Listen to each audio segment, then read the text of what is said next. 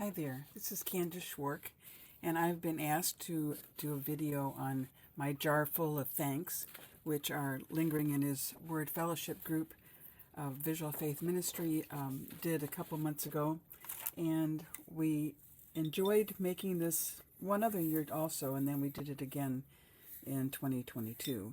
So what this is a decoupage canning jar. We decorated the lid with buttons and washi tape, and then various papers, and then a little banner, paper banner, which I've given you a template of.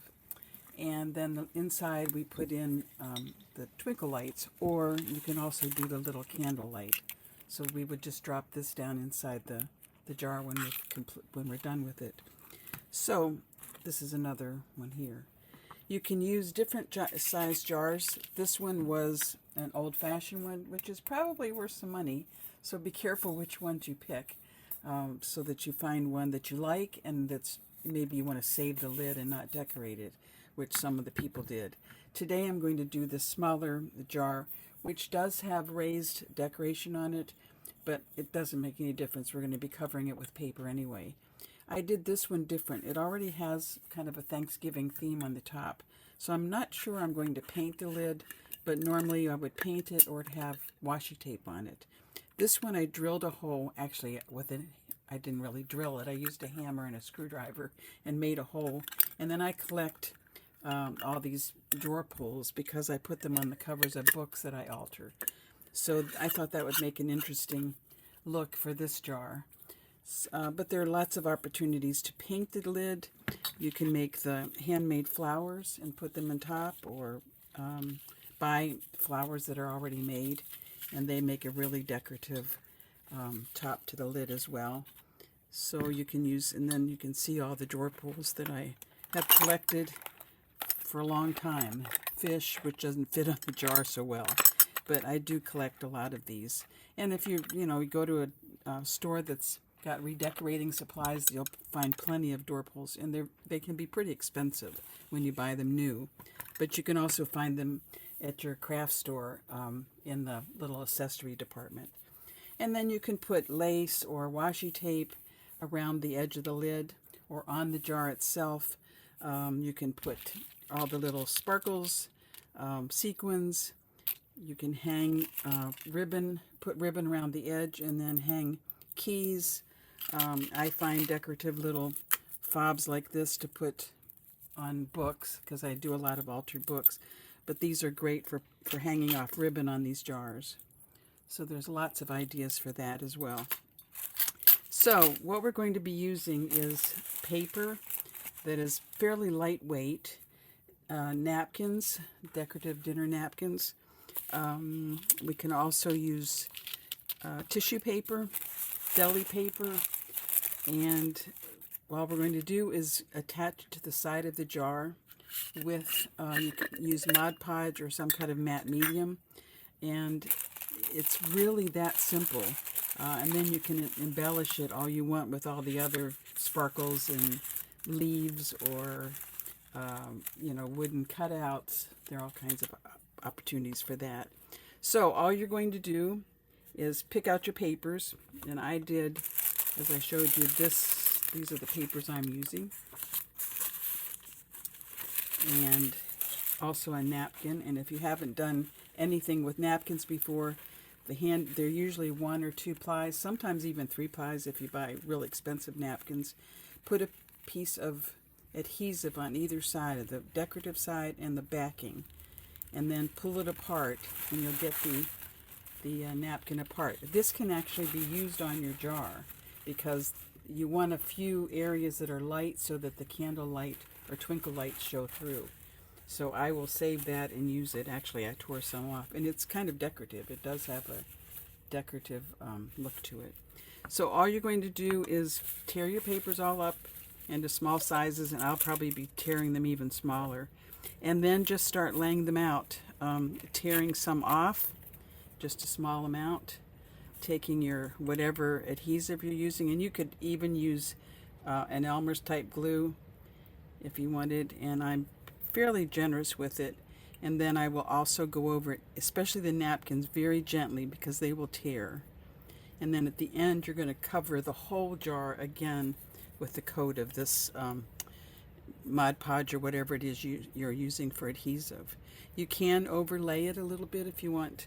I don't do it too much. If the paper's thick, I don't do it at all, because you don't want it to be too thick on there. You want the light to show through, so that's your goal, is to make it a twinkle light. And then what we have done is at Thanksgiving, we will have our family or friends or guests write out a little thank you of something they're very thankful for that year, and then put it in the jar. And then the next year, they can read the thanks, that they had for the previous year and add to it for the new year. It would be, I was thinking today it would be really cool to put this on top of, what do you call it? Went blank just now. Top of a tablecloth, because I know a lot of people use tablecloths at Thanksgiving, that they have people from their family or guests sign their names and, use it from year to year. So having this sit there would be kind of cool also. So this is as easy as it is. You just put your paper on. Make sure you put plenty of places that are light so that the light shows through.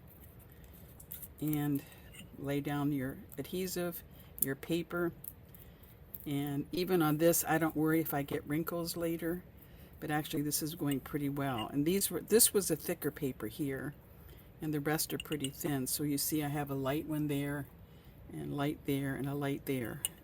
So that's the one thing I will make sure of, is that I do have some light showing through. One other thing with paper, if you don't know this, if you tear it one way towards you, you'll get an edge that has no white showing. If you tear it away from you, you will get a white edge. So depending on whether you like that look or not, I don't really care one way or the other.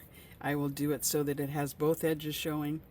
But this is a little thicker paper, so I'm going to put a little bit more of the adhesive on it. Like I said, be very careful with the napkins and the tissue, because it will tear easily. Now for some reason this paper seems to be, the color's lifting off of it, and I don't know why that is. I've never had that happen before. So that's as easy as it gets. So I'm not going to bore you by taking you through the whole steps of adding the paper, but that's basically what you do. And then on the edge, now I do have a piece of lace, which is nice to use. You can always put that around the edge when you're done with the lid. And then on this one I tied various ribbons and beads. This one I stacked buttons on top, and I put thread through the last one and just glued it on. You could do old jewelry if you have a really pretty piece of jewelry to put on top of their costume jewelry. And then put in your lights. Let me do that. And battery operated lights. I put in plug-in lights once in something, and it almost caught fire. So please don't have a cord running out of this, which you could do if you drilled a hole in it. So please don't do that. So as you can see, the light shows through, so you can use this year-round as a candle holder, and just you're thankful year-round. So I hope you enjoy doing this. If you have any questions, feel free to email me. There is a file in the Lingering in His Word Facebook page, where this document is in there, as well as a template and instructions on how to make this little thankful banner. So I called this Jar Full of Thanks. I wish you many blessings on this Thanksgiving and throughout the year, and I hope you enjoy making this for yourself. God's blessings.